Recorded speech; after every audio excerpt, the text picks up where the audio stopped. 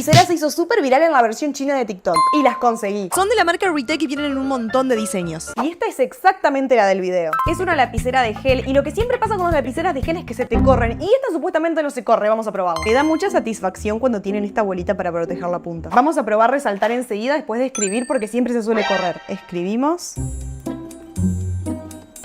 se corre. Entre las cualidades que tiene es que no hace ruido y tiene como esto que miren cómo se mueve cuando lo aprieto. La estuve probando un rato largo y la verdad es que el trazo es súper suave. Me re gustó y tengo ganas de hacer un dibujo usando solamente lapiceras.